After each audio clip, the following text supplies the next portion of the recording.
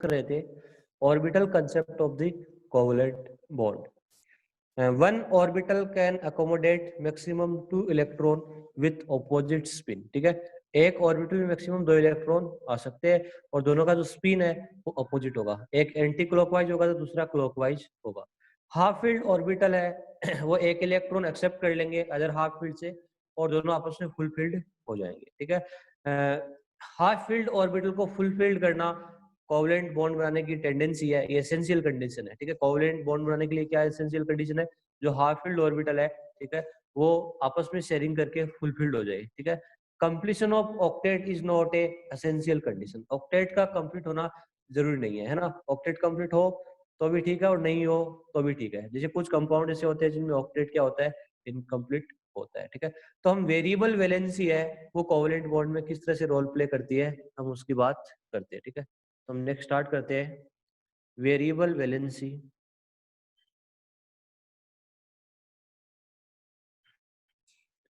Variable valency इन ए covalent bond.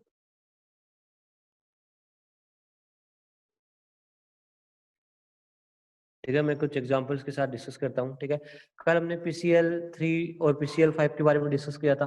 ठीक है, आज मैं NCl3 के बारे में डिस्कस करता हूँ। क्या NCl3 एग्जिस्ट करता है, क्या NCl5 एग्जिस्ट करेगा? ठीक है, एक बार हम देखते हैं। ठीक है, हम इस थ्योरी से इसको कैसे एक्सप्लेन कर सकते हैं, इनके फॉर्मेशन को। तो देखो NCl3 बनने के लिए आपको नाइट्रोजन का कॉन्फ़िगरेशन लिखना पड़ेगा। नाइट्रोजन का क्या कॉन्फ़िगरेशन होगा? अरे फर्स्ट पॉइंट कल तो बताया था भाई, एक ऑर्बिटल में 2 इलेक्ट्रॉन आते हैं। या आपने एटॉमिक स्ट्रक्चर में पढ़ रखा है, इसमें क्या बताना है? बार बार बार बार मतलब वही चीज थोड़ी है। मतलब ये एटॉमिक स्ट्रक्चर में नहीं पढ़ा आपने, एक ऑर्बिटल में मैक्सिमम 2 इलेक्ट्रॉन आते हैं। ठीक है, 2 इलेक्ट्रॉन आते हैं विथ अपोजिट स्पिन, एक ऊपर की तरफ होगा तो दूसरा नीचे की तरफ होगा। तो जो नाइट्रोजन का जो कॉन्फ़िगरेशन है वो क्या होता है, हीलियम 2s2 2p3। ठीक है, हाँ मैं बता रहा था ओनली जो वैलेंस शेल के इलेक्ट्रॉन है वो बॉन्डिंग में पार्टिसिपेट करेंगे। ठीक है, ये वाले इलेक्ट्रॉन है ना, नोबल गैस वाले नहीं करते। ठीक है, और कोवलेंट बॉन्डिंग में हाफ फील्ड ऑर्बिटल है वो पार्टिसिपेट करते हैं। ठीक है, तो हमने हमारे पास एक तो 2s है जो फुल फील्ड है और 2p है। ठीक है, p में 3 ऑर्बिटल होते हैं। p में कितने होते हैं? 3 ऑर्बिटल। तो मैंने 3 डब्बे बनाए। ठीक है, 1 2 3 है ना। s में एक ही ऑर्बिटल होता है, s सबसेल में एक ही ऑर्बिटल होता है, तो मैंने ओनली एक ही डब्बा बनाया। ठीक है, p में कितने होते हैं? 3। 2s में 2 इलेक्ट्रॉन आप देख सकते हो। ठीक है, 2 इलेक्ट्रॉन मैंने फिल कर लिए इस तरह से। और 2p में कितने इलेक्ट्रॉन है? 3, तो 1 2 3। ठीक है, इस तरह से। ओके, अब देखो हमारे पास कितने क्लोरीन है NCl3 बनाने के लिए? 3 क्लोरीन है, बिल्कुल 3 क्लोरीन है। और क्लोरीन का कॉन्फ़िगरेशन क्या होता है? क्लोरीन का कॉन्फ़िगरेशन नियोन 3s2 3p5 होता है। ठीक है, तो 3s2 तो पूरा भरा हुआ है। ठीक है, ये ओवरलैपिंग करेगा नहीं। 3p में एक ऑर्बिटल हाफ फील्ड है ना, बाकी दो तो फुल फील्ड है ना। 3p5 का मतलब क्या है? मतलब एक ऑर्बिटल है वो हाफ फील्ड रहेगा, मतलब p में 3 ऑर्बिटल होते हैं। ठीक है, तो 3 तो इलेक्ट्रॉन ऐसे आ जाएंगे, फिर 4 5 और एक हाफ फील्ड रहेगा। ठीक है, तो क्लोरीन है उसको एक हाफ फील्ड ऑर्बिटल कंप्लीट करना है। ठीक है, तो बताओ आपको NCl3 बनाने के लिए नाइट्रोजन की कितने हाफ फील्ड ऑर्बिटल की जरूरत होगी? आंसर दो। ठीक है, NCl3 बनाने के लिए नाइट्रोजन के कितने हाफ फील्ड ऑर्बिटल चाहिए? बिल्कुल 3 चाहिए, है ना। ठीक है, तो 3 ऑर्बिटल चाहिए, तो होगा क्या? 3 हमारे पास है, 1 2 3। ठीक है, तो उसमें 3 क्लोरीन आ जाएंगे। ठीक है, मैं ऐसे डायरेक्ट बना दूं। ठीक है, तो भी आप देख सकते हो।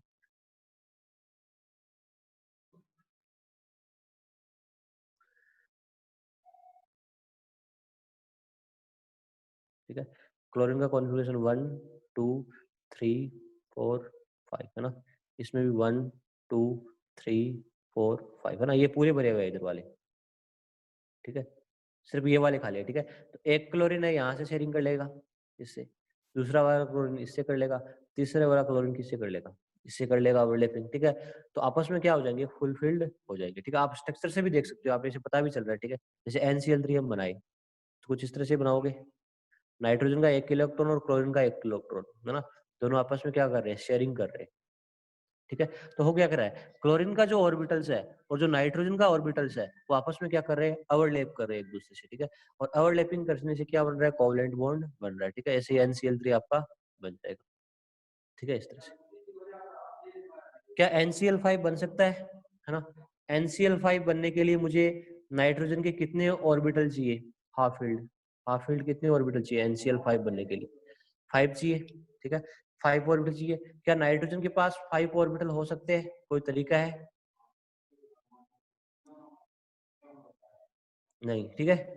इसके पास कोई वैकेंट ऑर्बिटल नहीं है ना। आगे आगे कोई देखो, ये सेकंड सेल है ना, बिल्कुल। और सेकंड सेल में 2D होता नहीं है ना, 2D तो होता नहीं है सेकंड सेल में, ठीक है। तो वैकेंट ऑर्बिटल है नहीं, है ना। वैकेंट ऑर्बिटल होता तो एक इलेक्ट्रॉन का यहाँ से एक्साइटेशन कर देता, इस इलेक्ट्रॉन को उठा के उसमें आ जाता, सारे हाफ फील्ड हो जाते, ठीक है, फिर 5 हो जाते, है ना। पर नाइट्रोजन के पास वैकेंट 2D ऑर्बिटल नहीं होता, ठीक है। तो नाइट्रोजन है, उसकी कोवेलेंसी है वो 5 नहीं हो सकती, इसकी मैक्सिमम कोवेलेंसी 4 होती है, ठीक है। 4 किसी तरीके से हो सकती है यदि ये 2s वाला किसी के साथ कोऑर्डिनेट बॉन्डिंग कर ले, ठीक है। एग्जाम्पल है इसका NH4+, है ना। NH4+ में क्या होता है, ठीक है, मैंने ऑलरेडी बता चुका हूँ आपको। NH4+ में क्या होता है, आप 3 कोवेलेंसी तो देख ही रहे हो यहाँ पे, 1 2 3, 3 बॉन्ड तो देख रहे हो। और एक हमारे पास कोई लुईस एसिड आ जाए, ठीक है, जैसे H+ है, तो उसके साथ एक कोऑर्डिनेट बॉन्ड कर सकता है, ठीक है। तो यहाँ पे नाइट्रोजन की कोवेलेंसी कितनी हो सकती है, टोटल 4 हो सकती है मैक्सिमम, ठीक है।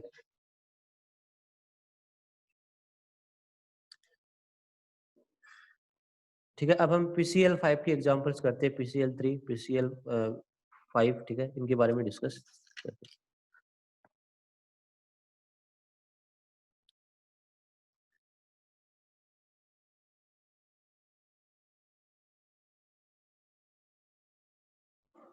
PCl3 किस तरह से बनता है इसकी बात करते हैं, देखो।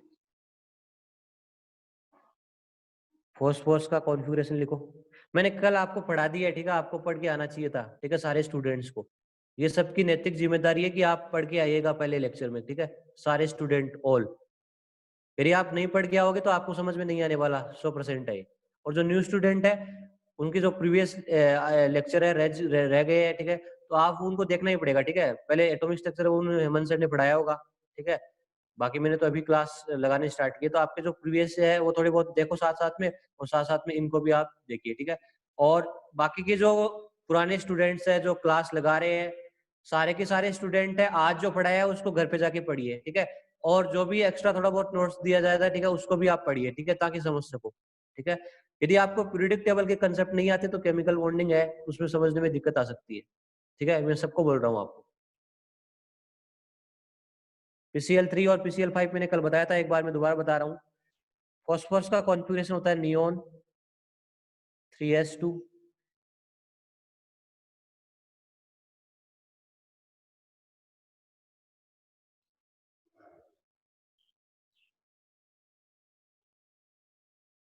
हाँ क्लोरीन है वो कोवेलेंसी शो कर सकता है बिकॉज उसके 3D है, बट क्लोरीन सेंटर में आना चाहिए ना। जब सेंटर में आएगा तो दूसरे के साथ बॉन्डिंग करेगा। यहाँ पे तो क्लोरीन एक ही बॉन्ड बना सकता है, NCl3 में तो एक क्लोरीन एक ही बॉन्ड बनाएगा, ठीक है। यदि क्लोरीन सेंटर में आ जाए, जैसे एक एग्जांपल है, जैसे ClF, कोई हाइपोथेटिकल में ले रहा हूँ, ClF5 है ना, ये ऐसा हो सकता है। तो यहाँ पे क्लोरीन है वो 5 वैलेंसी भी शो कर सकता है, ठीक है, क्योंकि मैंने पहले बताया था क्लोरीन की जो वैलेंसी होती है वो 1 भी हो सकती है, 3 भी हो सकती है, 5 भी हो सकती है और 7 भी हो सकती है, ठीक है, मल्टीपल वैलेंसी हो सकती है। इसके लिए सेंटर में आना जरूरी है, ठीक है। यदि सराउंडिंग में आएगा तो वो एक ही बॉन्ड बनाएगा। PCl3 की बात करते हैं। PCl3 में नियोन 3s2 3p3, ये कॉन्फ़िगरेशन है, ठीक है। तो आप इसका आउटर मोस्ट का कॉन्फ़िगरेशन लिख लो, 3s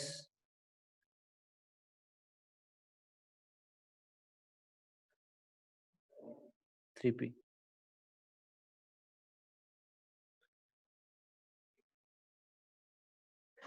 ठीक है।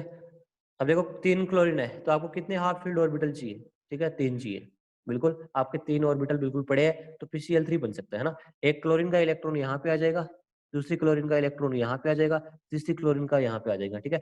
ये आपस में शेयरिंग कर के फुलफिल हो जाएंगे, ठीक है, फॉस्फोरस का भी हो जाएगा और क्लोरीन का भी हो जाएगा, ठीक है। और PCl5 बनाना आपको, ठीक है, PCl5 में आपको 5 हाफ फील्ड ऑर्बिटल चाहिए, है ना। यहाँ पे 5 क्लोरीन है तो आपको 5 हाफ फील्ड ऑर्बिटल चाहिए, 5 हाफ फील्ड ऑर्बिटल। तो क्या नाइट्रोजन फॉस्फोरस के पास 5 ऑर्बिटल अवेलेबल हो सकते हैं? कोई तरीका है ऐसा? बिल्कुल है, ठीक है, बिकॉज उसके पास वैकेंट 3D पड़ा है ना, n=3 सेल में वैकेंट 3D ऑर्बिटल होता है, ठीक है। तो ये आपके पास इस तरह से आप बना लो, ये वैकेंट 3D पड़ा है ना। और D सब सेल में 5 ऑर्बिटल होते हैं, 1 2 3 4 5, 1 2 3 4 5 हो गए। अब आप क्या कर दो, ये तीनों तो हाफ फील्ड है, 3p वाले तो क्या है, हाफ फील्ड है ना। अब आप क्या कर लो, इस इलेक्ट्रॉन को यहाँ से एक्साइट कर दो, ठीक है, इसका प्रोमोशन कर दो, ठीक है। ये 3s से किस में चला जाएगा, 3D में चला जाएगा, ठीक है, 3s से किस में चला जाएगा, 3D में चला जाएगा, ठीक है। इस टाइम पे आप देख सकते हो फॉस्फोरस के पास 5 वैकेंट ऑर्बिटल है। अरे भाई कैसे पता चलता है उसके पास वैकेंट 3D ऑर्बिटल है? अरे ये n=3 सेल नहीं है क्या? फॉस्फोरस के पास 3 सेल होते हैं कि नहीं होते, दिख रहा है तेरे को? और जब 3 सेल है तो तीसरे सेल में 3D नहीं आता क्या? आपने इलेक्ट्रॉनिक कॉन्फ़िगरेशन पढ़ा है, अभी मैंने थोड़े दिनों पहले तो बताया यार आपको। ये देख लो, यहाँ पे मैंने 3D लिखा है, 2D तो नहीं लिखा। आपकी पीरियडिक टेबल का फर्स्ट लेक्चर लगाया था, तो यहाँ पे देख सकते हो आप डी में कौन कौन होते हैं। 1D नहीं होता, 2D नहीं होता, 3D होता है। वैसे ही एफ में 1f 2f 3f ये नहीं होता, 4f होता है टाइप। इस तरह से देख सकते हो आप, n=3 में वैकेंट 3D ऑर्बिटल पड़ा है, ठीक है, थर्ड सेल में 3D आता है।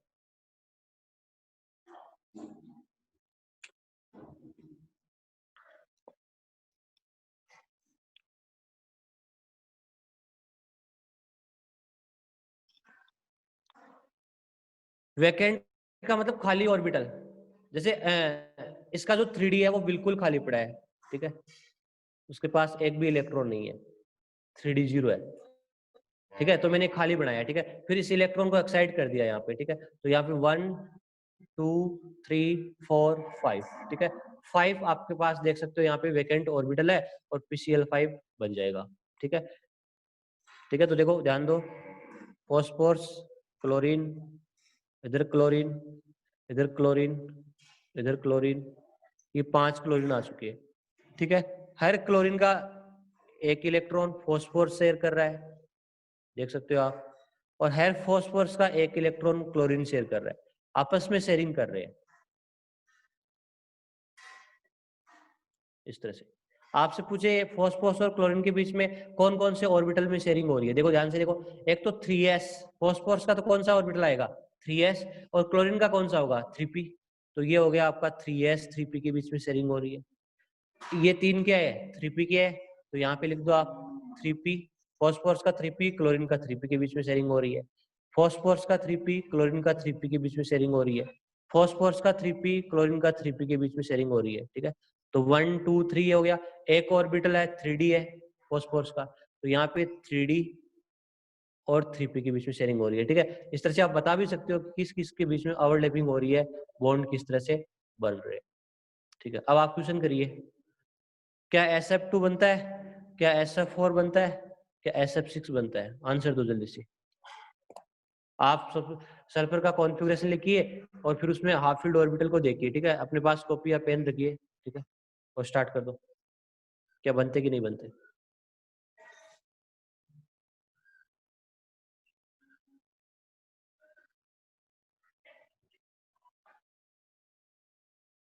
SF2 SF4 SF6 बनते कि नहीं बनते?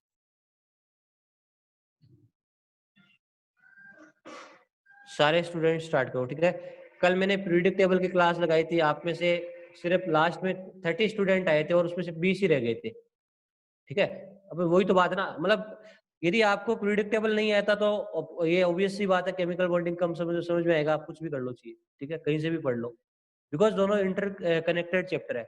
अभी तो केमिकल बॉन्डिंग में भी पढ़ा रहा हूँ, यदि आप अच्छे से नहीं पढ़ोगे आगे वाली थ्योरी समझ में नहीं आने वाली है, ठीक है। तो सारे स्टूडेंट इस मंडे को जो भी टेस्ट है सैटरडे तक जितना भी सिलेबस पढ़ा दिया जाएगा वो टेस्ट में आएगा, उसकी प्रैक्टिस करेंगे। पूरा नोट्स है। अब जतिन जैसे मैंने जतिन को बोला था कि तुम टाइम पे नोट्स लिख लिया करो, अब तुम कल पूछ रहे हो कि नोट्स में क्या लिखा हुआ है। जितना आज नोट्स पढ़ाया जाता है वो आप अपनी कॉपी में लिखिए, ठीक है, उसको रिवाइज करिए, ठीक है। ऐसा नहीं है वीडियोस देखोगे बार बार, ठीक है, आप नोट्स लिखो टाइम पे सारे स्टूडेंट।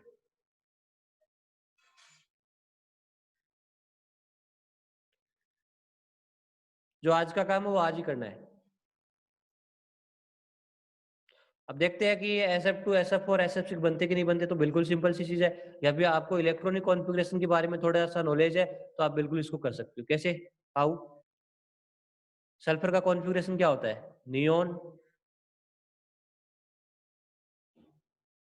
नियोन 3s2 3p4, ठीक है, बिल्कुल यही कॉन्फ़िगरेशन होता है सल्फर का, 3s2 3p4। अब इस कॉन्फ़िगरेशन को आप इस तरह से लिख लो, आउटर मोस्ट वाला 3s 3p,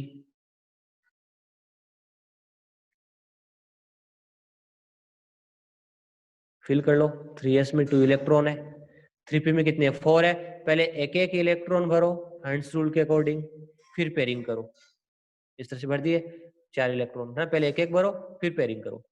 अब देखो SF2 बनने के लिए आपको कितने हाफ फील्ड ऑर्बिटल चाहिए? बिल्कुल, फ्लोरीन का एक ही ऑर्बिटल वैकेंट है 2p5, है ना, 2p5 होता है लास्ट लास्ट, उसका भी एक ही वैकेंट है। तो आपको कितने ऑर्बिटल चाहिए? 2 चाहिए। हाफ फील्ड चाहिए कि नहीं चाहिए SF2 बनने के लिए? ठीक है, क्या आपके पास 2 वैकेंट ऑर्बिटल है? बिल्कुल है, तो SF2 बन सकता है।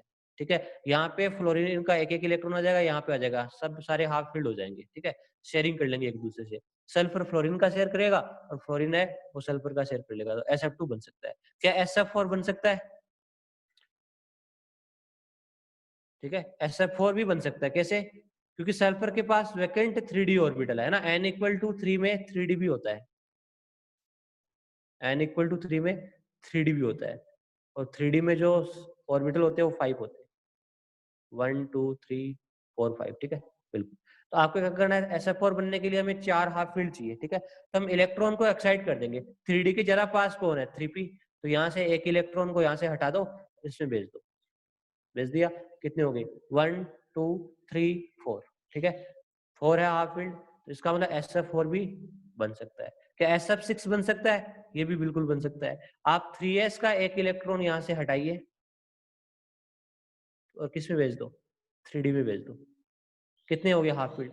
1 2 3 4 5 6। और आपको SF6 बनने के लिए कितने चाहिए? 6 हाफ फील्ड ऑर्बिटल चाहिए। ठीक है, तो SF2 भी बनता है, SF4 भी बनता है और SF6 भी बनता है due to presence of vacant 3d orbitals.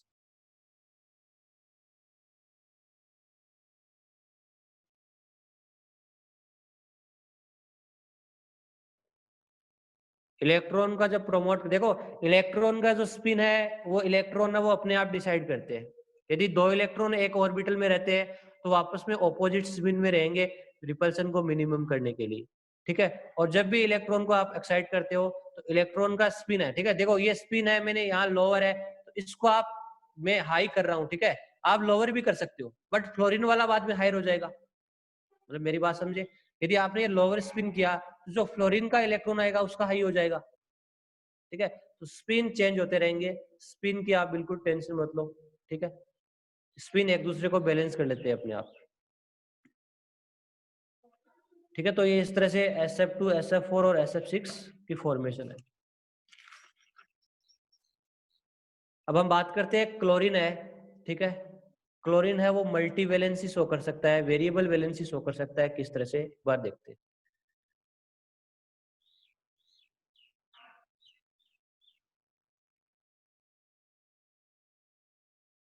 Sulphur में SF2 में 4 लोन पेयर रहेंगे, 2 ही क्यों रहेंगे?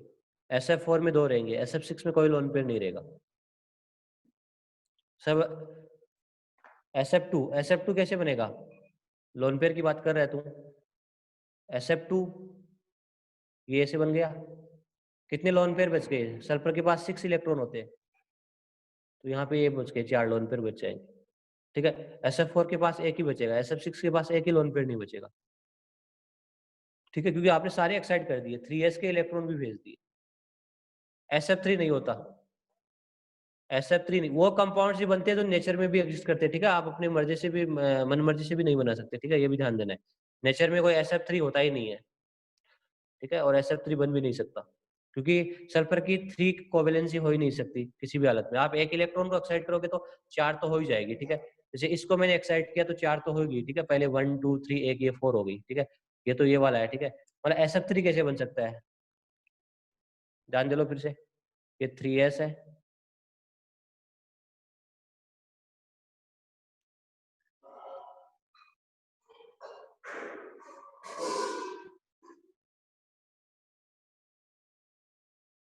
1 2 3 4 5, ठीक है।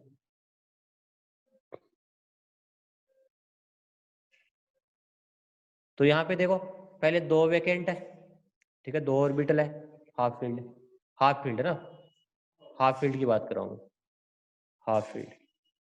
अब आप फर्स्ट एक्साइटेड स्टेट की बात करोगे, इस इलेक्ट्रॉन को हटा के यहाँ पे लेके जाओगे तो कितने वैकेंट हो जाएंगे, 4 हो जाएंगे। 3 वैकेंट तो हो ही नहीं सकते किसी भी हालत में, ठीक है। तो यहाँ पे कितने हो जाएंगे, 4 हो जाएंगे, ठीक है। इस इलेक्ट्रॉन को यहाँ से उठा के ले जाओ तो 4 हो जाएंगे, ठीक है। इस इलेक्ट्रॉन को यहाँ हटाओ, यहाँ ले जाओगे तो कितने हो जाएंगे, 6 हो जाएंगे। तो सल्फर है 2 शो कर सकता है, 4 शो कर सकता है, 6 शो कर सकता है। ये सल्फर की कोवेलेंसी होती है, इससे ऊपर नहीं होती। कभी भी 6 बॉन्ड से ज्यादा बॉन्ड नहीं बनने वाले, ठीक है, सल्फर के केस में, है ना।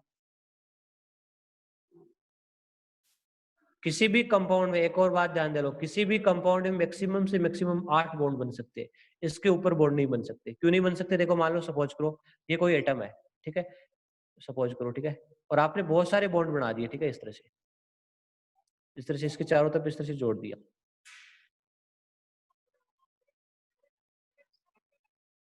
1 2 3 4 5 6 7 8, ठीक है।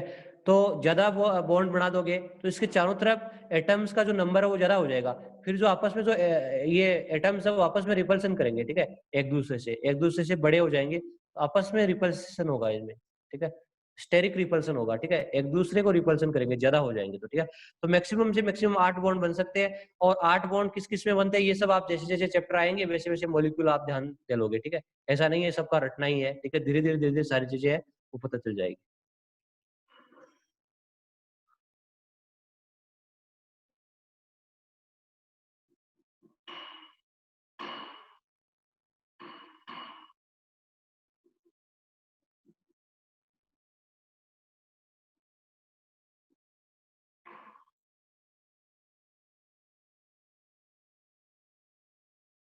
हाँ फोर लो, हाँ हरजोत सिंह बोलो, क्या प्रॉब्लम है, बोलिए। सर कोवलेंसी का हाफ फील्ड ऑर्बिटल से पता लगता है। हाँ हाफ फील्ड से, अरे कोवेलेंसी का मतलब मैं कितनी बार तो बता रहा हूँ, जब हाफ फील्ड ओवरलैप करेंगे आपस में, कल ही तो बताया था मैंने, ओके सर। ठीक है। ये हाइड्रोजन का हाफ फील्ड है, ये हाफ फील्ड है 1s1 1s1। जब वो दोनों आपस में क्लोज आएंगे तभी तो कोवलेंट बॉन्ड बनेगा, इस तरह से। Okay sir. एक सिंगल बॉन्ड बनने के लिए कितने इलेक्ट्रॉन चाहिए, 2 इलेक्ट्रॉन चाहिए, 2 इलेक्ट्रॉन चाहिए, एक इस एटम का एक इस एटम का, आप देख सकते हो। Okay sir.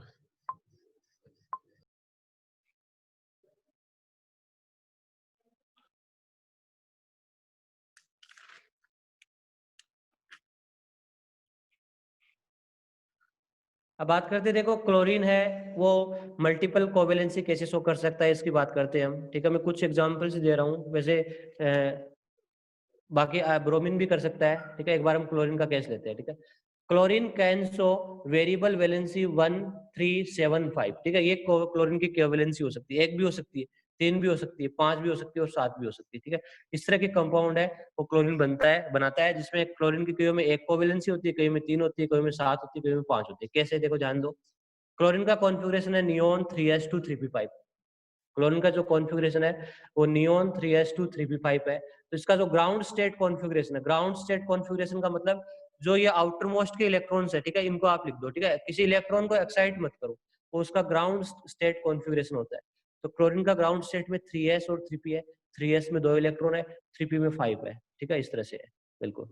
3s में 2 है, देख लो आप 1 2, 3p में 1 2 3 4 5 है, ठीक है। इसके पास वैकेंट 3d भी है, क्लोरीन के पास वेकेंट 3d भी है, बिकॉज क्लोरीन में जो टोटल नंबर ऑफ सेल्स है वो 3 है।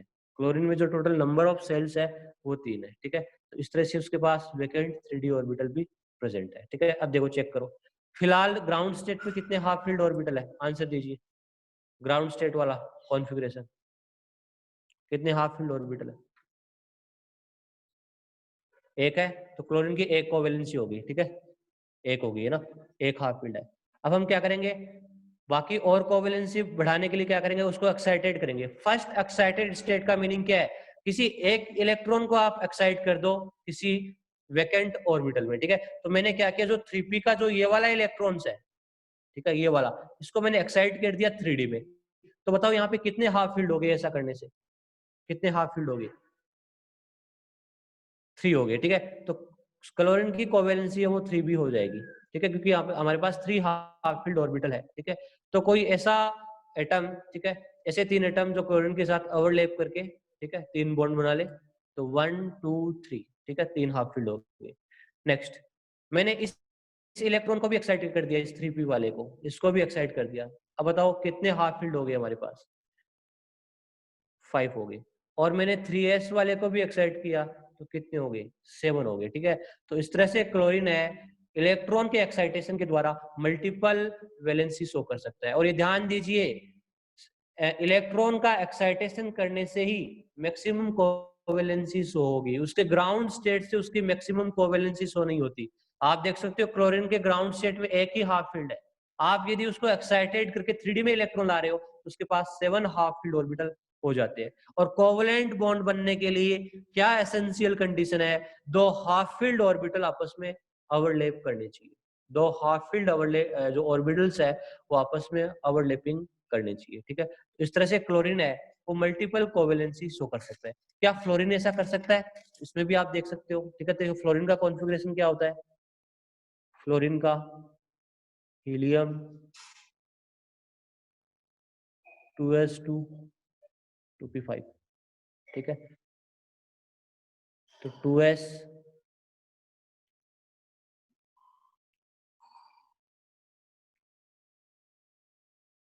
2p, 2s में 2 है, 2p में 1 2 3 4 5, ठीक है। बताओ फ्लोरीन मैक्सिमम से मैक्सिमम कितने कोवेलेंसी शो कर सकता है, बताओ कितनी हो सकती है फ्लोरीन के केस में आपके अकॉर्डिंग? 1 ही हो सकती है, बिकॉज यहाँ एक ही हाफ फील्ड है ना, एक ही ऑर्बिटल है, 2d उसके पास होता नहीं है, तो ये एक्साइटेशन कर नहीं सकता, ठीक है। तो फ्लोरीन की एक ही कोवेलेंसी होती है। बाकी क्लोरीन, ब्रोमीन, आयोडीन, इनके पास वैकेंट ऑर्बिटल होते हैं, तो ये मल्टीपल कोवेलेंसी भी शो कर सकते हैं। हाँ, सेंटर में आना होगा भाई 5-3 के लिए, तभी तो बनाएगा। अरे जो सेंटर में आ रहा है उसी के तो हम एक्साइट कर रहे हैं, जो सेंटर में आ रहा है उसी का तो एक्साइट कर रहे हैं। मैंने अभी अभी आपको PCl3 है PCl5 का फॉर्मेशन बताया है, NCl3 बताया था। तो मैंने नाइट्रोजन का कॉन्फ़िगरेशन सबसे पहले क्यों लिखा है, ठीक है, क्योंकि इसके ही एक्साइटेशन करने हैं, ठीक है, यही डिसाइड करेगा, ठीक है। जो सराउंडिंग में आएगा तो वो तो या तो सिंगल बॉन्ड बनाएगा या डबल बॉन्ड बनाएगा, इससे ऊपर है नहीं। ऑक्सीजन आए तो हो सकता है डबल बॉन्ड बना ले, बाकी तो वैसे ही बनाएंगे, और क्या, सिंगल ही बनाएंगे। तो सेंटर में आना पड़ेगा आपको, ठीक है। यहाँ पे क्लोरीन है वो एक ही कोवेलेंसी शो कर रहा है, यहाँ पे देख सकते हो, ठीक है, बिल्कुल ये सिंगल ही बॉन्ड बना रहा है। यदि क्लोरीन सेंटर में आ जाए, ठीक है, जैसे एक से कई एग्जांपल्स है मैं दे रहा हूँ, IF7 देख लो, IF7, ठीक है। यहाँ पे आयोडीन है वो सेंटर में आएगा, उसके चारों तरफ कितने फ्लोरीन आएंगे? 7 आएंगे, इस तरह से 7 फ्लोरीन आ जाएंगे इसके चारों तरफ, 1 2 3 4 5 6 और 7, ठीक है। और आयोडीन की कोवेलेंसी 7 हो सकती है, अभी भी मैंने बताया है, ठीक है। तो आयोडीन के पास भी तो वैकेंट d ऑर्बिटल होता है, 3d नहीं होता, कोई और होता है, 5d होता है, ठीक है। उस हिसाब से आप वेरिएबल वैलेंसी शो करा सकते हो।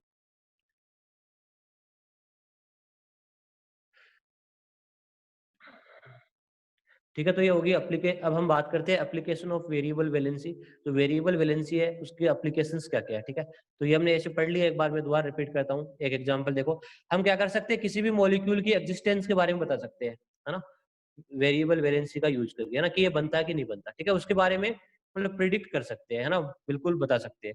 जैसे NCl3 एग्जिस्ट करता है ना, हमने देखा भी है, बट NCl5 डजंट एग्जिस्ट, है ना, क्योंकि नाइट्रोजन के पास वैकेंट ऑर्बिटल नहीं होते। तो NCl3 तो बनता है बट NCl5 नहीं बनता, ठीक है।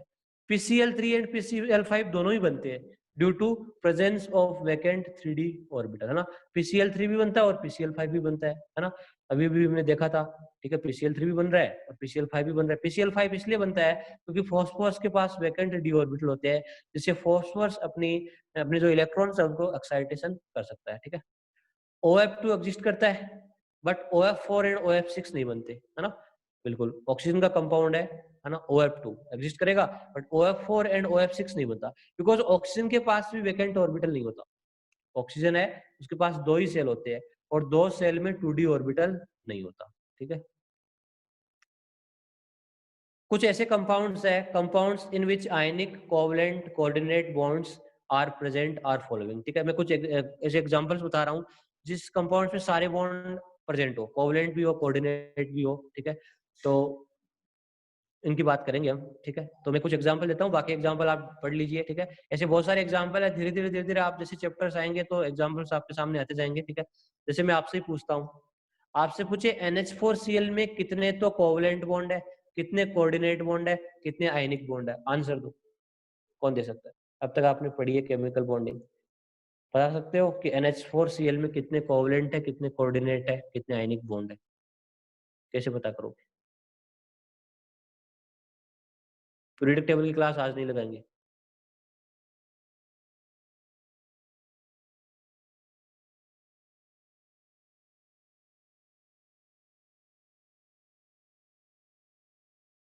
और सारे स्टूडेंट है जब क्लास फिनिश हो 10 ओ क्लॉक तभी यहाँ से मीटिंग से लीव करेंगे और 9 बजे सारे प्रेजेंट होने चाहिए क्लास में, ठीक है। मैंने आपको इंडिविजुअली नंबर दिए हुए हैं, आपके साथ कोई प्रॉब्लम है तो आप कॉल भी कर सकते हो।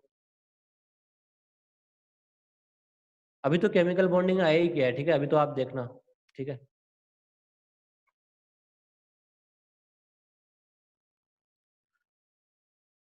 देखो NH4Cl के बारे में कैसे पता करोगे, देखो देखो आपने थोड़ा बहुत 10th क्लास का नॉलेज यूज करो, ठीक है। पहले इस कंपाउंड को कहीं देखा है तो यूज करो, ठीक है, थोड़ा बहुत, बिल्कुल तो आप कर सकते हो बिल्कुल।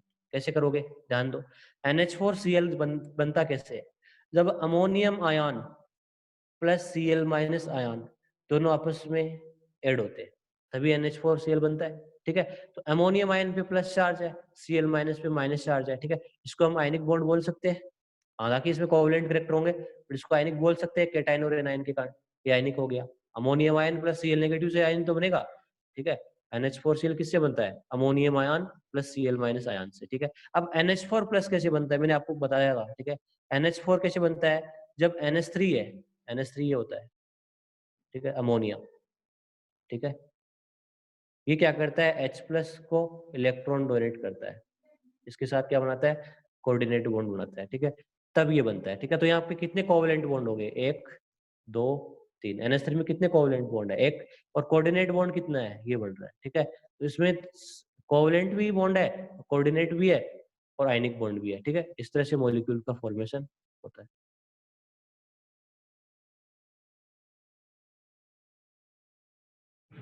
हाँ बोलो शर्मनप्रीत। सर जो आपने IF7 बनाया, हाँ हाँ सर वो एग्जिस्ट करेगा सर?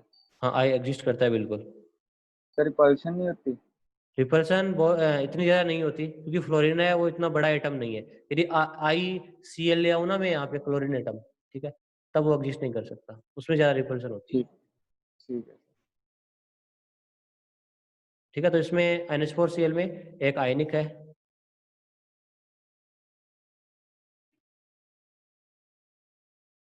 और 3 कोवलेंट है, एक कोऑर्डिनेट है।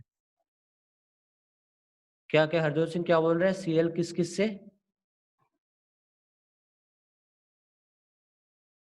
ठीक है। तो इस तरह से कुछ कंपाउंड्स है वो आप ध्यान रखना, ठीक है।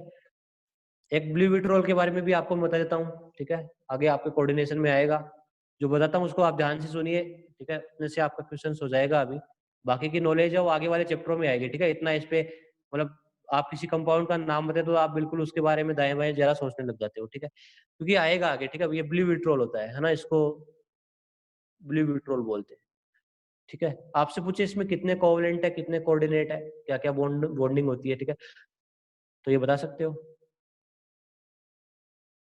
NH4Cl की ऐसी सीधी स्ट्रक्चर नहीं बना सकते तुम,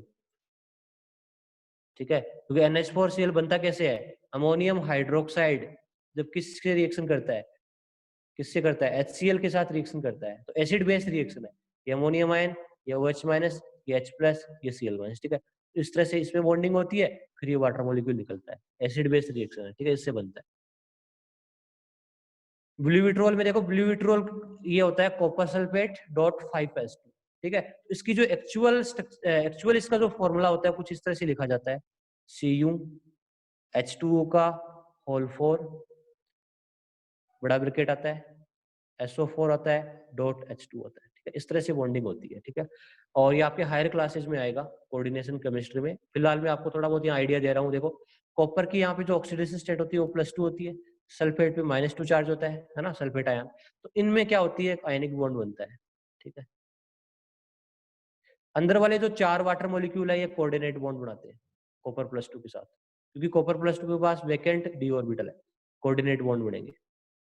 और ये जो बाहर वाला वाटर है ये हाइड्रोजन बॉन्ड बनाता है, हाइड्रोजन बॉन्ड अभी हमने पढ़ा नहीं है, आगे पढ़ेंगे, ठीक है, आपके हाइड्रोजन वाले चैप्टर में आएगा ये मॉलिक्यूल, ठीक है, वहां से फिर से रिपीट होगा एकदम, ठीक है। फिलहाल आप इतनी इन्फॉर्मेशन एक बार ध्यान दे लो। हमेशा ध्यान रखो केमिस्ट्री में कई ऐसे मॉलिक्यूल आते हैं जिसमें बड़ा ब्रिकेट आता है, बड़ा ब्रिकेट दिखता है, ठीक है, आपको बिल्कुल कई ऐसे मॉलिक्यूल देखेंगे, तो बड़े वाले ब्रिकेट में जो यहाँ पे जो मॉलिक्यूल्स होते हैं जिनका नंबर बहुत ज्यादा होता है, यहाँ पे आपको मेटल ही मिलेगा, यहाँ पे क्या मिलेगा आपको, मेटल मिलेगा, ठीक है। तो ये जो मॉलिक्यूल होते हैं ये मेटल के साथ कोऑर्डिनेट बॉन्डिंग करते हैं, ठीक है। तो जो 4 वाटर मॉलिक्यूल है ये कोऑर्डिनेट बॉन्ड बनाएगा, ठीक है, और कॉपर +2 और SO4 नेगेटिव में क्या होगी, आयनिक बॉन्डिंग होगी, बाहर वाला वाटर मॉलिक्यूल हाइड्रोजन बॉन्ड बनाता है। हाँ रिएक्शन पता हो अभी यार, देख चंद्रशेखर अभी काफी चैप्टर्स पढ़े हैं, ठीक है, केमिकल बॉन्डिंग है वो एक तरह से सारे चैप्टर को इंक्लूड कर रहा है, ठीक है, तो थोड़ी थोड़ी मेरे को कंपाउंड्स के बारे में आपको बताना पड़ रहा है, ठीक है, ताकि आप थोड़ा बहुत लिटिल बिटिल जान जाओ, ठीक है, बाकी सारी चीज आ जाएगी आगे, ठीक है, अभी बहुत पढ़ा है, ठीक है। अभी तो जैसे आगे वाले जो हाइड्रोजन वाले पढ़ोगे आप एनसीईआरटी खोल के देख लीजिए, ठीक है, मैं आपको जो जो बोलता हूँ आप वो कर कीजिए, ठीक है, आप एनसीईआरटी खोल के दीजिए, और CuSO4.5s वाला क्वेश्चन भी आपके एनसीईआरटी में है ना, इन टेक्स्ट क्वेश्चन में देख लीजिए, ठीक है, कि इसमें कितने कोऑर्डिनेट बॉन्ड है, कितने हाइड्रोजन बॉन्ड है, ठीक है, ये आगे के पार्ट्स है, फिलहाल मैं आपको थोड़ी बहुत लिटिल बिटिल नॉलेज के लिए यहाँ पे बता रहा हूँ, ठीक है, तो आप जान सको। अब हम बात करते हैं नेक्स्ट थ्योरी के ऊपर आते हैं, wave mechanical concept of chemical bonding, wave mechanical concept of chemical bonding, ठीक है। हम ओवरलैपिंग जो पढ़ रहे हैं उसको आगे डिटेल में पढ़ने वाले हैं कि किस तरह से ऑर्बिटल्स है वो ओवरलैप कर रहे हैं, किस किस डायरेक्शन से ओवरलैपिंग होती है, अब डिटेल में आने वाली है वो, ठीक है, ये सब। तो यहाँ पे हम 2 थ्योरी पढ़ेंगे, वेव मैकेनिकल कंसेप्ट में 2 थ्योरी है, एक है वैलेंस बॉन्ड थ्योरी VBT, और दूसरी है मॉलिक्यूलर ऑर्बिटल थ्योरी MOT, ठीक है। वेव मैकेनिकल का मतलब क्या है, देखो इलेक्ट्रॉन की ड्यूल नेचर होती है, एक वेव नेचर होती है, एक पार्टिकल नेचर होती है, ठीक है, तो हर इलेक्ट्रॉन वो अपने साथ वेव को एसोसिएट करके रखता है, ठीक है। तो जब ऑर्बिटल्स ओवरलैपिंग करते हैं तो आपस में वेव भी एक तरह से क्लोज आती है, ठीक है, तो यहाँ पे ये सारे ओवरलैपिंग कंसेप्ट है वो वेव मैकेनिकल कंसेप्ट पे बेस है। तो यहाँ पे 2 थ्योरी आएगी, एक वैलेंस बॉन्ड थ्योरी आती है और एक मॉलिक्यूलर ऑर्बिटल थ्योरी होती है। मॉलिक्यूलर ऑर्बिटल थ्योरी सबसे एडवांस थ्योरी है, ठीक है, वो हम सबसे लास्ट में पढ़ेंगे केमिकल बॉन्डिंग में, ठीक है। तो हम पढ़ेंगे अभी वैलेंस बॉन्ड थ्योरी, ठीक है, बिल्कुल, ठीक है, वैलेंस बॉन्ड थ्योरी। हाँ जतिन सिंगला बोलो। सर हाँ हेलो, वो स्ट्रक्चर निकालना सर CuSO4 की सर, किसकी? जो आपने पिछली स्ट्रक्चर नहीं बनवाई थी सर, पिछली बार स्ट्रक्चर, हाँ हाँ वो निकालना सर एक बार। हाँ हेलो, ये लो। ये सर ये जो इसका डॉट H2 है, हाँ तो सर ये यहाँ पे सर डॉट H2 के साथ सर कैसे जुड़ेगा सर ये, अगर इसका बॉन्ड बनाए तो? अब तेरे को बताना पड़ेगा, यही तो बता, मैं सोच रहा था बाद में बता देता हूँ, अभी बताना पड़ेगा, ले अभी बता देता हूँ, ठीक है, यदि तेरे को ज्यादा इसके बारे में इच्छा हो रही है तो। देखो ध्यान से देखो, ये कॉपर +2 है, ठीक है, ये वाटर मॉलिक्यूल इस तरह से यहाँ से कोऑर्डिनेट बॉन्ड बनाएंगे, क्यों? क्योंकि वाटर में जो ऑक्सीजन है उसके पास लोन पेयर है, इस तरह से दिख गया आप, हाँ? ऐसे 4 वाटर मॉलिक्यूल आ जाएंगे, एक इधर से, एक इधर से, एक इधर से, 4 कोऑर्डिनेट बॉन्ड बना लेंगे, वाटर मॉलिक्यूल यस सर। बन गया, एक वाटर मॉलिक्यूल ऐसे आ जाएगा, ठीक है। फिर जो सल्फेट आयन है और कॉपर प्लस 2 में आयनिक बॉन्डिंग होगी, समझ गया, कैटायन और एनायन के बीच में। Yes sir. और एक जो वाटर मॉलिक्यूल है वो हाइड्रोजन बॉन्ड बनाता है, और हाइड्रोजन बॉन्ड अभी भी तूने पढ़ा नहीं है, तब वो जानकर क्या करेगा, ठीक है। ऐसी बात नहीं है, मैं बताना नहीं चाहता, ठीक है। नहीं ओके सर। हाँ ठीक है, तू सोच रहा होगा सर नहीं बताया, बट अभी कोई मीनिंग नहीं है इनकी बताने का, ठीक है। वापस रिपीट होगी, ठीक है, जितने भी एग्जाम्पल से कराए हैं ना, वापस रिपीट हो गया आगे, ठीक है।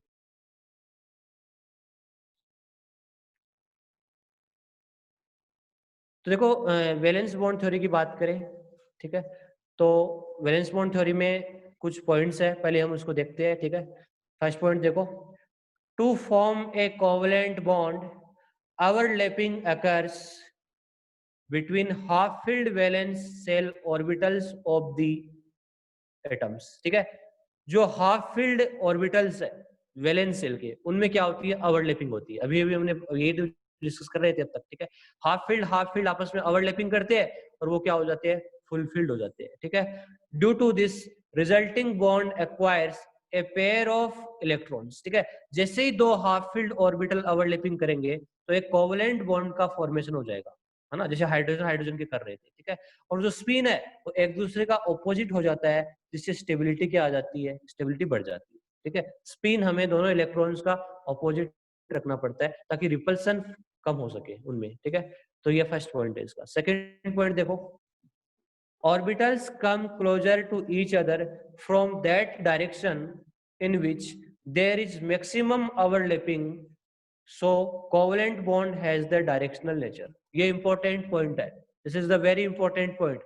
ऑर्बिटल उस डायरेक्शन से आएंगे, ठीक है, और जिस डायरेक्शन से उनमें मैक्सिमम से मैक्सिमम ओवरलैपिंग हो, बिकॉज जितनी ज्यादा ओवरलैपिंग होगी उतना ही बॉन्ड स्ट्रॉन्ग बनेगा। मैं ये भी नहीं बोल रहा कि एक न्यूक्लियस दूसरे के न्यूक्लियस के अंदर घुसी जाए, ठीक है, तब तो रिपल्सन बढ़ जाएगा, ठीक है, मैंने आपको शुरू में पढ़ाया भी था, ठीक है। पर जो ओवरलैपिंग है वो मैक्सिमम से मैक्सिमम होनी चाहिए, जितनी पॉसिबल हो सके उतनी ओवरलैपिंग होनी चाहिए। जितनी ज्यादा ओवरलैपिंग होगी, ठीक है, जो एनर्जी है वो उतनी ही ज्यादा रिलीज होती है, और जो कोवलेंट बॉन्ड है वो उतना ही स्ट्रॉन्ग बढ़ेगा। ध्यान दो, जितनी ज्यादा ओवरलैपिंग होगी उतना ही कोवलेंट बॉन्ड स्ट्रॉन्ग बढ़ेगा, ठीक है।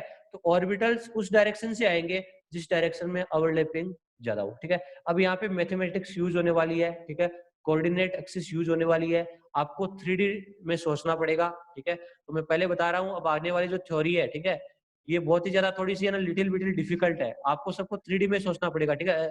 जो मॉलिक्यूल किस डायरेक्शन से आ रहे हैं, ठीक है, मैं 2D में नहीं बना पाऊंगा सारा, तो आपको सारा वाला जो एक तरह से जितना सोच सकते हैं उतना सोचना है आपको, ठीक है। और मैं एक एक पॉइंट्स को डिस्कस करता हूँ यहाँ से, ठीक है। पहले तो डायरेक्शनल नेचर क्या होती है, ठीक है, कोवलेंट बॉन्ड की, इसकी बात करते हैं, ठीक है, डायरेक्शनल नेचर। हाँ, तो आपने एटॉमिक स्ट्रक्चर में ऑर्बिटल्स के बारे में पढ़ा होगा, उनकी शेप के बारे में। मुझे ये बताओ डायरेक्शनल कौन से होते हैं और नॉन डायरेक्शनल कौन से होते हैं, आंसर दो जल्दी से। डायरेक्शनल ऑर्बिटल कौन से होते हैं और नॉन डायरेक्शनल कौन से होते हैं, आंसर दो। और जिन्होंने ये सब चीजें ये नहीं पता है तो फिर आप एक बार दोबारा एटॉमिक स्ट्रक्चर में जाके देखिए, ठीक है। शाबाश नरेंद्र सिंह।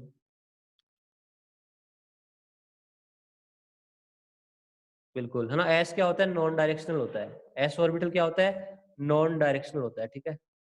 ऑर्बिटल 4 होते हैं, एस, पी, डी, एफ, ठीक है। इसमें ये एस होता है वो नॉन डायरेक्शनल नेचर होता है, नॉन डायरेक्शनल। और ये तीनों ऑर्बिटल होते हैं वो डायरेक्शनल होते हैं,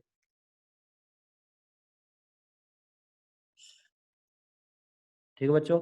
हाँ, एस ऑर्बिटल नॉन डायरेक्शनल कैसे होता है इसके बारे में आपको थोड़ा आइडिया में देता हूँ, बिल्कुल, ठीक है। तो एस ऑर्बिटल कैसा होता है, स्फेरिकल होता है। एस ऑर्बिटल क्या होता है, स्फेरिकल होता है, बिल्कुल ऐसे, ठीक है। पी ऑर्बिटल कैसा होता है, डम्बल शेप होता है ऐसे। डी ऑर्बिटल कैसे होता है, डबल डबल होता है, ठीक है, ऐसे डबल डबल होता है डी ऑर्बिटल, है ना। एफ ऑर्बिटल की शेप बहुत कॉम्प्लेक्स होती है, उसकी आपको जानने की जरूरत नहीं है, और वो आपके यहाँ पे काम भी नहीं आने वाला है कोई, ठीक है। तो देखो, मैं एस ऑर्बिटल को कोऑर्डिनेट एक्सिस पे ड्रॉ करूं, ठीक है, वो कुछ इस तरह से आएगा, ये एक्स एक्सिस, ये वाई एक्सिस, ठीक है। तो एस ऑर्बिटल कुछ इस तरह से बनेगा, ठीक है। एस ऑर्बिटल में जो इलेक्ट्रॉन डेंसिटी है वो हर डायरेक्शन में इक्वल होती है, जो पूरा स्फीयर है उसमें पूरी तरह से अच्छे से डिस्ट्रीब्यूट होती है, ऐसा नहीं कहीं कम ज्यादा होती है, ठीक है। तो इलेक्ट्रॉन डेंसिटी हर डायरेक्शन में डिस्ट्रीब्यूट होती है, ठीक है। जितना एक्स में जितनी इलेक्ट्रॉन डेंसिटी होती है उतनी वाई में होती है और उतनी जेड में होती है, ठीक है। तो एस ऑर्बिटल होता है वो नॉन डायरेक्शनल नेचर का होता है, ठीक है। मतलब ये जेड में भी आएगा, है ना, ये गोले की तरह है ना, आप अज्यूम कर सकते हो। तो एक्स में भी इतना है, उतना ही वाई में आएगा, उतना ही जेड में आएगा। इलेक्ट्रॉन डेंसिटी हर डायरेक्शन में इक्वल है, ठीक है। तो यहाँ से ऑर्बिटल चाहे इस डायरेक्शन में आ जाए, जैसे मान लो एक और एस ऑर्बिटल इधर से आ जाए या इधर से आ जाए, ठीक है। तो यहाँ पे तो कोई मतलब नहीं है ना, इसका कोई डायरेक्शन ही नहीं है ना। बिल्कुल आप किधर से भी कोई दूसरा एस ऑर्बिटल लेके आ जाए, देखो इधर से लेके आ गया मैं, या इधर से लेके आ गया, या जेड एक्सिस से लेके आ गया, ठीक है। तो आपस में ओवरलैप कर जाएंगे, ठीक है। और यहाँ पे ओवरलैपिंग किसी भी एक्सिस से आओ बराबर ही होगी, ओवरलैपिंग क्या होगी, बराबर ही होगी, ठीक है। ओवरलैपिंग हर डायरेक्शन से हो सकती है, चाहे आप दूसरे एस ऑर्बिटल को वाई एक्सिस से लाओ, जेड एक्सिस से लाओ, किसी एक्सिस से लाओ, ठीक है। तो ये नॉन डायरेक्शनल नेचर का होता है, उसमें कोई नोडल प्लेन नहीं होता। नोडल प्लेन क्या होता है, ऑर्बिटल में वो पॉइंट जहाँ पे इलेक्ट्रॉन की जो प्रोबेबिलिटी है, ठीक है, पाए जाने की, वो जीरो, ठीक है। एस ऑर्बिटल में इलेक्ट्रॉन डेंसिटी है वो इक्वली डिस्ट्रीब्यूट होती है, ठीक है। तो यहाँ पे कोई नोडल प्लेन नहीं होता, ठीक है, बिल्कुल। ये सब एटॉमिक स्ट्रक्चर की बातें हैं, है ना। अब मैं पी ऑर्बिटल की बात करूं, ठीक है।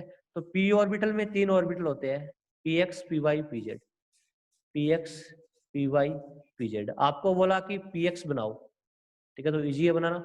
मान लो ये एक्स एक्सिस है, अब जरूरी नहीं है एक्स एक्सिस इधर ही माने, ठीक है। आपने एक रट ही लिया सब लोगों ने कि एक्स एक्सिस इधर ही होती है, ठीक है, हमेशा, और वाई एक्सिस इधर ही होती है, ठीक है। आप किधर भी मान सकते हो, एक्स ऊपर भी हो सकता है, वाई नीचे भी हो सकता है, और जेड इधर का हो गया, ठीक है। ये आपस में परपेंडिकुलर है, जेड एक्सिस ऐसे आ रही है, आपकी तरफ आ रही है, ठीक है। आप किसी डायरेक्शन में कुछ भी मान सकते हैं, आपकी मर्जी है, एक्स वाई जेड, ठीक है। तो पी एक्स को आप कैसे बनाओगे, पी एक्स बनाने के लिए हाफ लोब इधर रखना पड़ेगा और हाफ लोब इधर रखना पड़ेगा, इस तरह से पीएक्स बनेगा, ठीक है। इलेक्ट्रॉन डेंसिटी या तो इस वाले लोब में रहेगी, या तो इलेक्ट्रॉन इधर रहेगा या इलेक्ट्रॉन इधर रहेगा। ऐसा नहीं है एक इलेक्ट्रॉन इधर रह गया, एक इलेक्ट्रॉन इधर रह गया, या तो दोनों एक साथ एक ही जगह पे रहेंगे, या कोई एक इलेक्ट्रॉन है या तो इधर रहेगा इधर रहेगा। इलेक्ट्रॉन डेंसिटी है वो दोनों लोबों में आ सकती है, ठीक है, इधर आ सकती है, इधर आ सकती है, ठीक है। डायरेक्शन की बात करें, ठीक है, तो ये पॉजिटिव एक्सिस की तरफ है, ये पॉजिटिव पार्ट है ना, तो इसको हम पॉजिटिव लिख देंगे, इसको हम नेगेटिव लिख सकते हैं, ये डायरेक्शन है इसके, ठीक है। पॉजिटिव लोब और नेगेटिव लोब, ठीक है। अब आप बताओ मुझे, एक दूसरा पी ऑर्बिटल आना है, ठीक है। तो पी ऑर्बिटल दूसरा ऑर्बिटल आएगा तो वो इस एक्सिस के अलोंग आएगा, आएगा कि नहीं आएगा, इस वाली एक्सिस के अलोंग आएगा, ना कि ऊपर वाले के अलोंग। यदि ऊपर से पी ऑर्बिटल आ रहा है तो ओवरलैपिंग हो ही नहीं सकती, है ना। यदि इधर से आपने कोई दूसरा पी ऑर्बिटल लेके आ रहे हो तो यहाँ पे तो इलेक्ट्रॉन्स ही नहीं है यहाँ पे, तो यहाँ पे ओवरलैपिंग नहीं हो सकती इस रीजन में, ठीक है। तो आपको ओवरलैपिंग करने के लिए दूसरा पी ऑर्बिटल ऐसे लाना पड़ेगा, इस तरह से, ठीक है, बिल्कुल। हाँ, तो ये होती है डायरेक्शनल नेचर, ठीक है। तो कोवलेंट बॉन्ड है उसमें डायरेक्शन का बड़ा इंपॉर्टेंट रोल है। So orbitals come closer to each other from that direction in which there is maximum overlapping, ठीक है। So covalent bond has directional nature, ठीक है। अब बात करते हैं, if extent of overlapping is the more, मतलब जितनी ज्यादा overlapping होगी, ठीक है, then more energy will be released and strength of bond increases, ठीक है।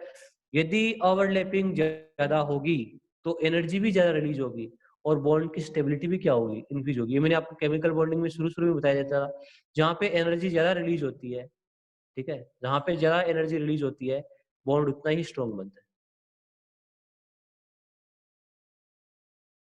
ठीक है।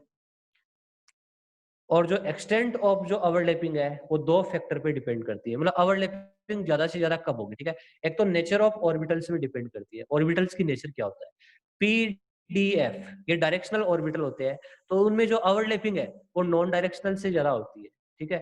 ध्यान दो, PDF होते हैं वो डायरेक्शनल नेचर के ऑर्बिटल होते हैं, तो उसमें जो ओवरलैपिंग है वो नॉन डायरेक्शनल s ऑर्बिटल से ज्यादा होती है, ठीक है। तो मुझे एक आंसर दो क्वेश्चन का, ठीक है, किस किस ऑर्बिटल में ओवरलैपिंग ज्यादा होगी। एक SS में ओवरलैपिंग हो रही है ना, दो एटम के SS ऑर्बिटल है, इसमें ओवरलैपिंग हो रही है। एक S और P में हो रही है, एक PP में हो रही है। बताओ ज्यादा ओवरलैपिंग कहाँ पे होगी, ठीक है, ओवरलैपिंग रीजन ज्यादा पे कहाँ पे आएगा।